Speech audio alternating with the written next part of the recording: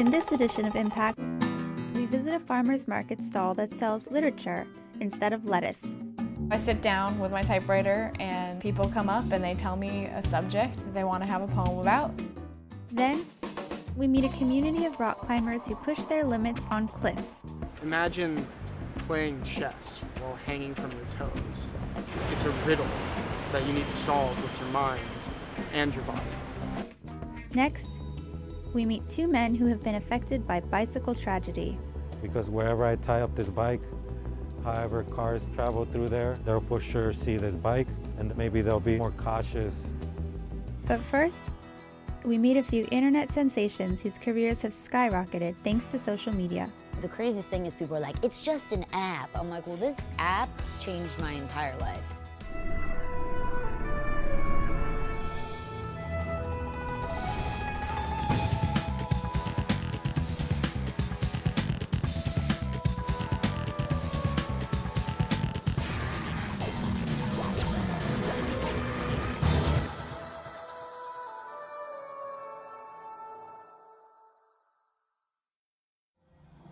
Welcome to Impact. I'm Casey Ellingson, one of this year's senior producers. In our first segment, we meet young artists who use the internet to entertain. With a popular site like YouTube and a new app called Vine, they're able to share their work with a worldwide audience. YouTube is, in some ways, the new farm system. You know, it's where you start. It's the miners. Using social media has been, it's the only reason we exist, really. The craziest thing is people are like, it's just an app. I'm like, well, this app changed my entire life, so there you go. I've shipped out merch to Sweden, Japan, and like random places, and they would always say like this little note on the website, and they're like, found you on YouTube. There's that opportunity to reach a worldwide audience for free. That's crazy. That's never existed in the annals of human history. It's just never happened.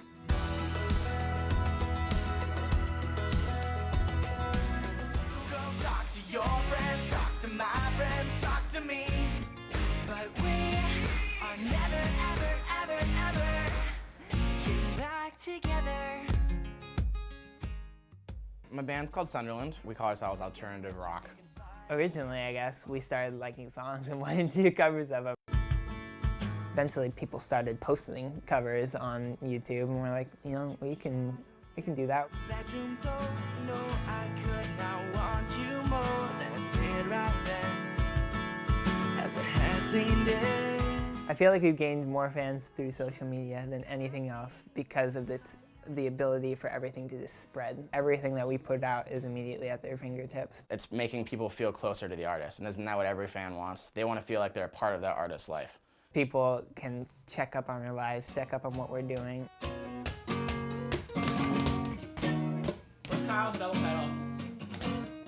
How else would someone from Japan find out about my little band from Oregon and order a t-shirt?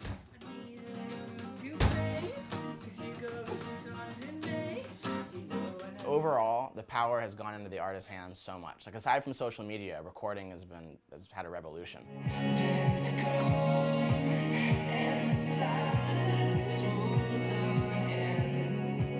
Basically, it used to be like you had to have a label to release your music. Now you can literally record it in your bedroom. I do everything, like all of our demos in my bedroom.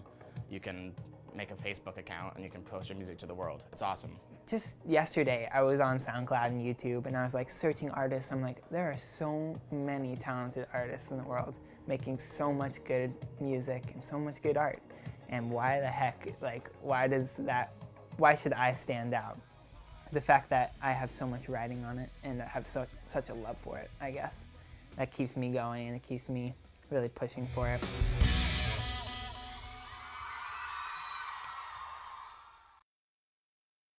My name is James Sandlin Ashby, and I'm the executive producer and co-creator of Saturday Morning Breakfast Serial Theater. We've been an online sketch show distributed through YouTube since 2009. Hi, I'm Stan. You must be Sandy. Hi. What's that? It's a lie detector. I'm tired of first date stupidity. So, do you love your mother? Yeah. Our most successful video is called Dating Solutions. That was one of our first really big breakout hits. You know, when you hit one out of the park and people really love it, and that one to this day is one of our best loved sketches. you start to think, oh, well, maybe I can do this. Now add just enough water to cover. Don't drown your ingredients. They don't owe you money. Well, for me, this became my full-time job before it was fiscally reasonable.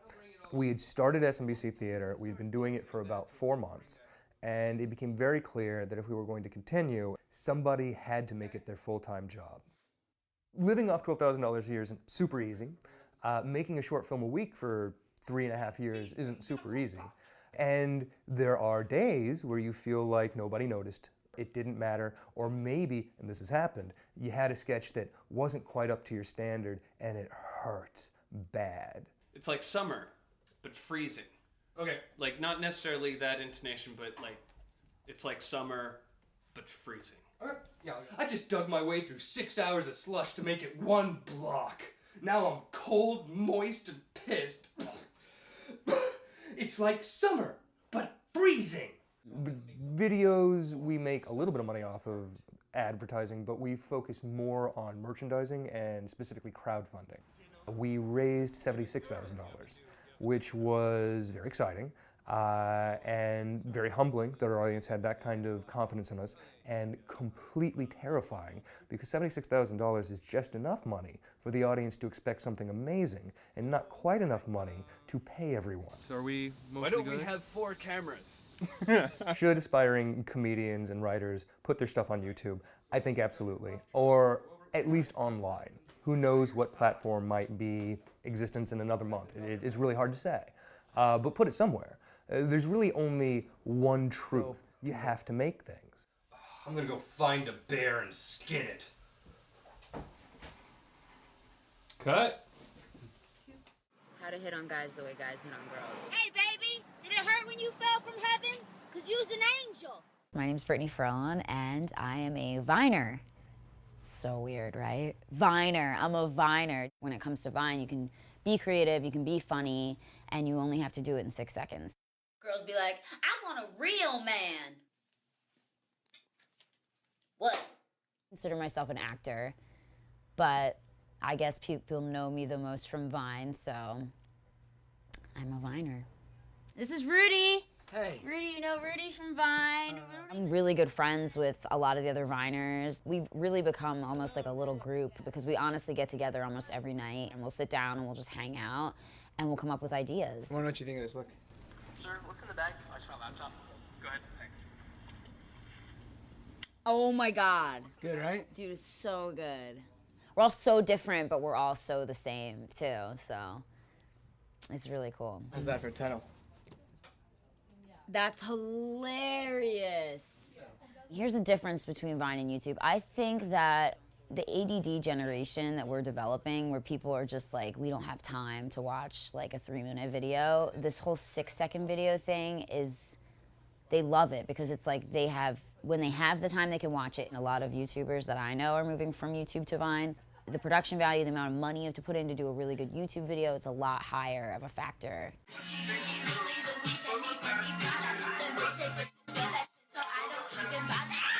Oh, you are the big boss. No, he is. He's the big boss. My boyfriend's a director, and he actually ended up becoming friends with Cristiano, who runs Mischievous, and then brought me in, and Cristiano was always been kind of like savvy on internet stuff.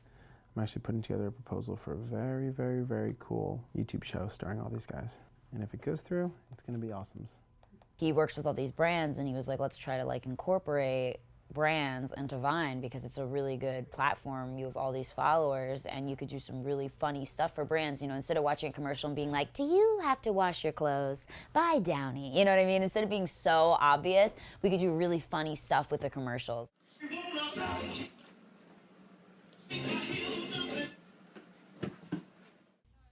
I got signed to a really great agency because of Vine. Honestly, I wake up every day and I'm like, how is this real life? Like I feel so lucky to be able to be creative and make people laugh, or try to make people laugh. And I get to survive off of it now, which is like a dream come true. Like I feel really genuinely blessed by it. I have a weird faith about it all. I love our chemistry. I love what we have. I don't know, there's just something inside of me that just made me keep pushing. I was like, there's really nothing else I can do. I can either be homeless or I can try to make this work. I can't stop. I know that now. And I know that now specifically because a year and a half ago, I thought it was going to kill me, and I did it anyway. In the end, aside from marketing, aside from looks, aside from everything, it comes down to what you're writing and if it connects with people. I'm just gonna keep focusing and keep figuring out some way to get to do what I love and make money at it and be happy. And it doesn't really matter how you do it, it matters what you're creating. So like, I won't ever stop creating. Like, that's just, I guess that's just who I am. Keep you from trying. No, that won't keep you from trying.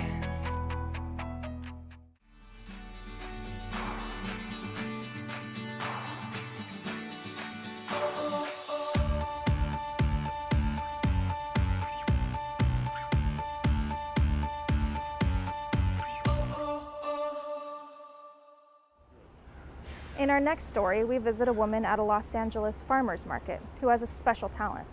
Give her a word and she'll write you a rhyme at a stand she calls the Poem Store.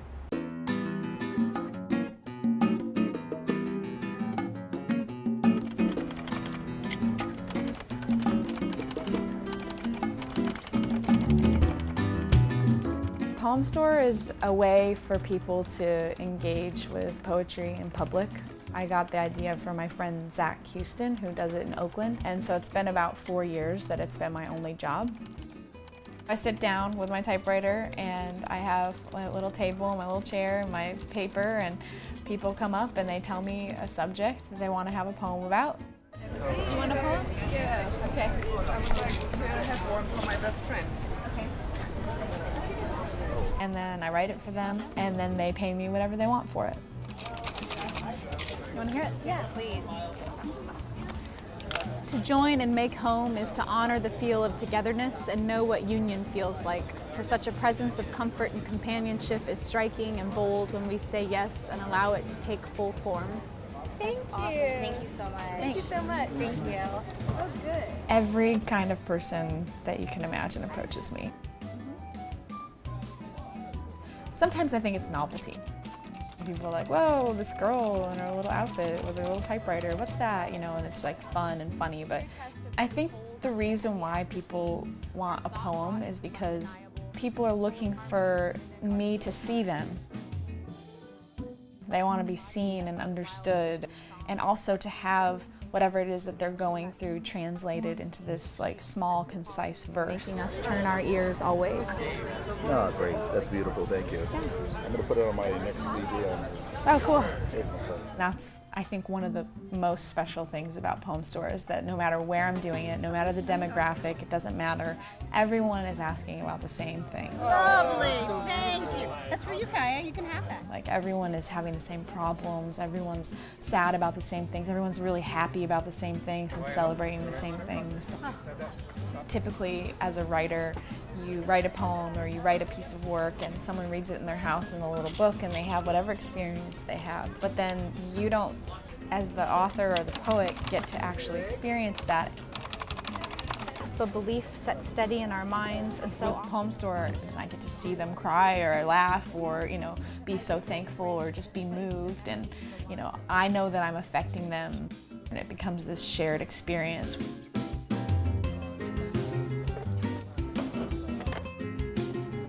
In this like fast-paced, like crazy world, actually Poem Store fits right with that. It's fast, it's on demand. But the difference is that a poem slows you down. It kind of slows down your whole process of whatever it is you're going through, but it's not just like this fleeting moment in a piece of paper that someone throws away. People will tell me, oh, we have that frame next to our bed, or oh, it's on our fridge, or oh yeah, we have given copies of that to everyone in our family. Hearing things like that, it's like this kind of repeated affirmation that the poem continues to do something is really healing for me.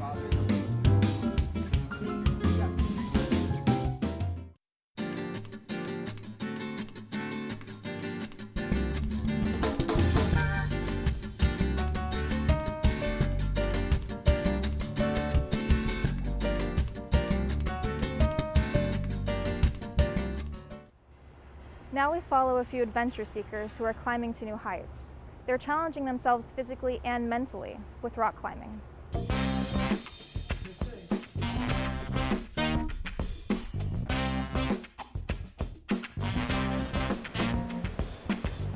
In climbing, you're using your whole body, you're thinking about what you're doing, you're calculating risks, and it's much more than any other sport I've ever played.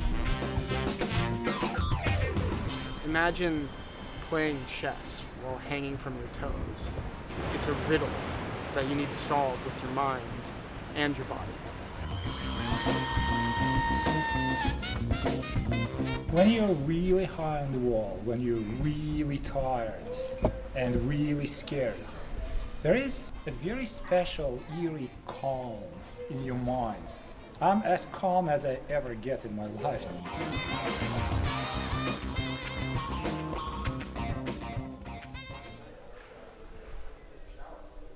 I would say that this is a life-changing experience, and it has a potential to change your life for the better. There are very few important things in our lives, and if you start climbing, if you pick up that activity, you might find another rare, very important thing in your life. That particular one isn't a very good one.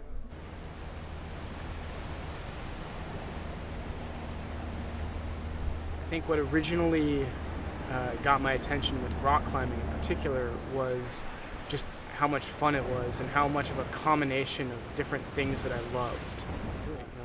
The fun, the adrenaline rush, the being outdoors, the camaraderie,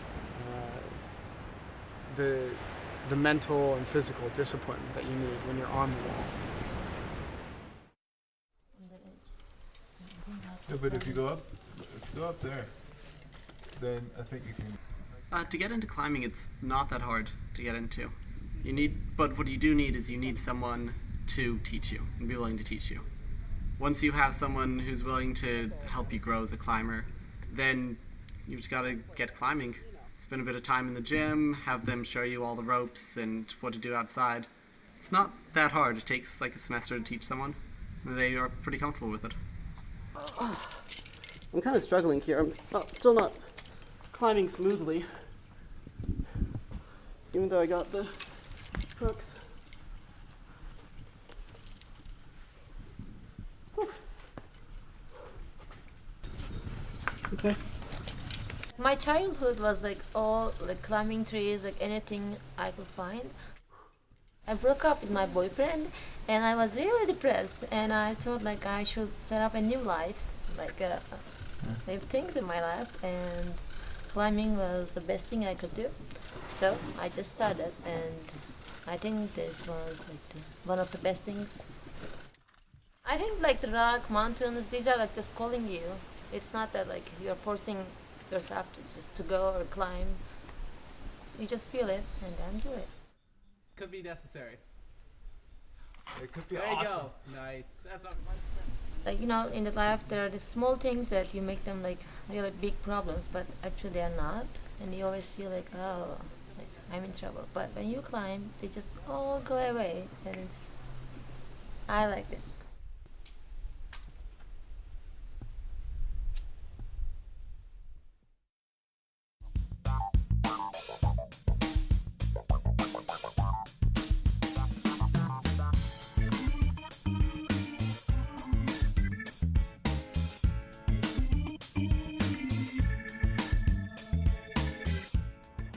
Drivers don't always share the road, and when they don't, cyclists sometimes pay the price.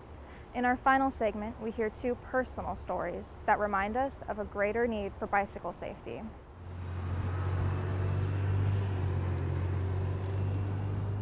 I'm gonna put up this ghost bike for this guy so that everybody who travels that road sees the ghost bike and knows that a cyclist was fatally injured there. So it's not just another dead cyclist.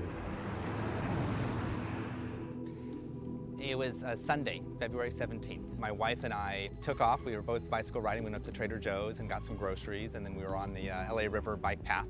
We were actually on the overpass over the 5 freeway when I was hit. It was not an option. You know, I was gonna get back on my bicycle and I was gonna ride. In fact, I was going to finish that ride that I started. I mean, I wasn't going to take this and go, okay, I am now going to never bicycle ride again, or I'm actually not only going to bicycle ride, I'm going to finish that ride.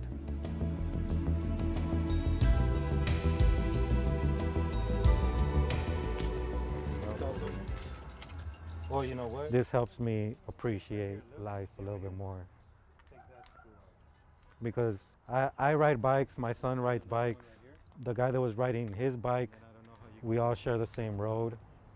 And who's to say that I'm fatally injured one day and somebody has to build a ghost bike for me.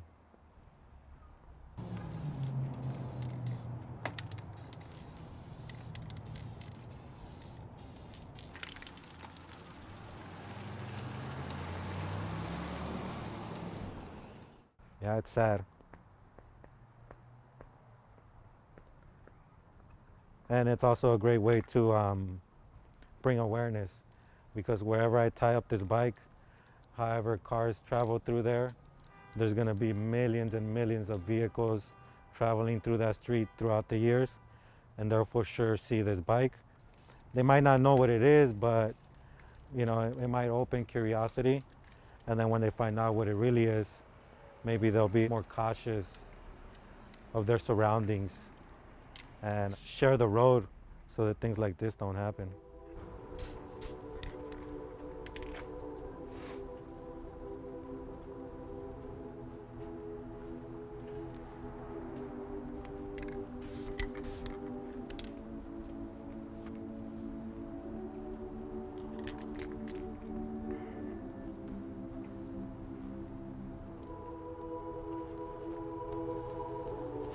Sometimes I don't realize it, that it's actually going to somebody that passed away.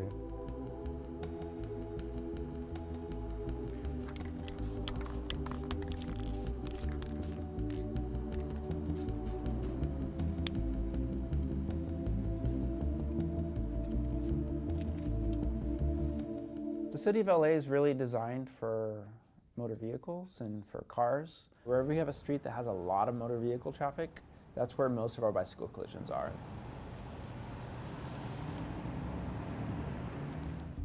I got literally pinned and dragged by the bottom of his car, and he took off onto the on-ramp of the 5 freeway. I do recall very, very vividly being underneath his car and feeling the road and feeling it scrape the bottom of my back and my rear end. I very vividly remember looking up at the bottom of the car and knowing that I was on an on-ramp to a freeway and knowing that he was speeding up and he was not going to stop. My wife, who had seen the accident, didn't know where I was, and she rode her bike as fast as she could down the on-ramp and onto the freeway, and she came running up to me and she saw me sitting there laying on the freeway. She thought I was dead. That was the very first thing, is I just lost my husband. And I looked up at her and I looked up at her and I said, "This sucks." And those were the happiest words that she had heard that day, because it meant that I was alive.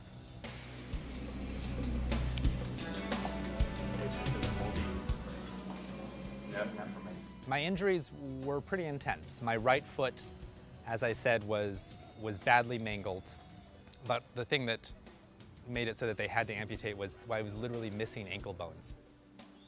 The meat on the surface of my left foot was shaved down to the bone, and I lost tendons on the surface of my foot.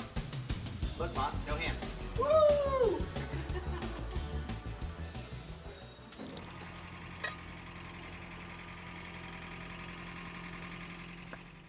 I never thought, I'd be like building ghost bikes and going out there installing them. And when I was young, I was always like the party guy, smoking, drinking, getting into trouble. Now I'm doing the opposite, kind of. I call it my duty to serve out there the community. Even if people don't see it, I feel it. It should be fine. Magic Mountain Parkway and Railroad Avenue. That's where we're going.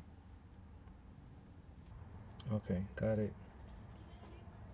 We are approximately 30 minutes away.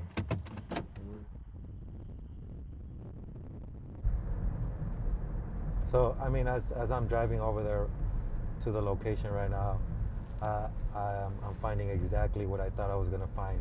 Long streets with not a lot of lights. And if I'm not mistaken, as soon as we turn the corner here, there it is, right here on the corner.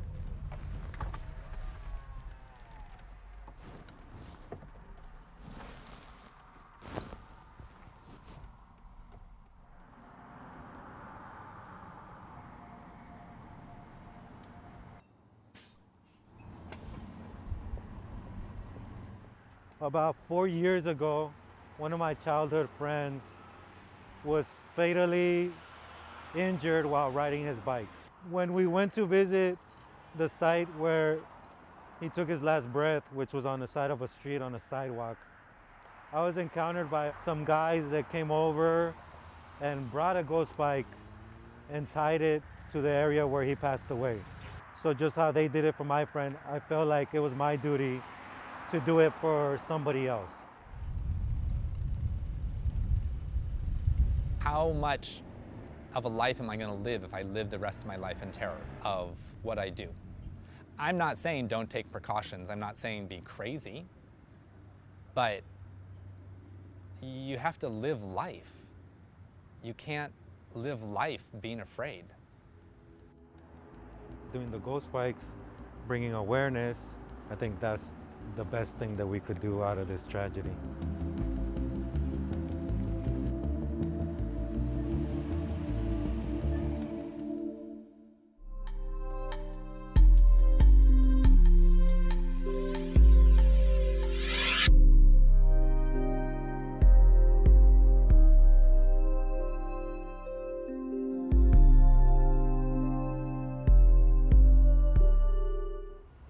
That's all for this edition of Impact. Be sure to check out all of our episodes at uscimpact.org.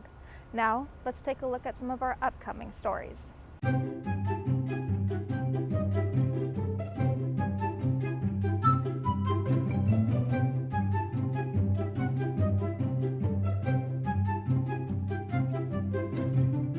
Rats are clean as like a cat and have the affection, loyalty, compassion of a dog.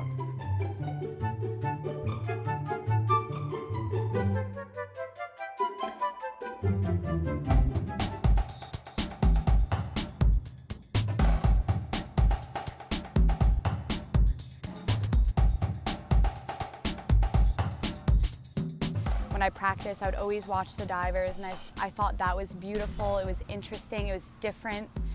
It was just something that I wanted to do.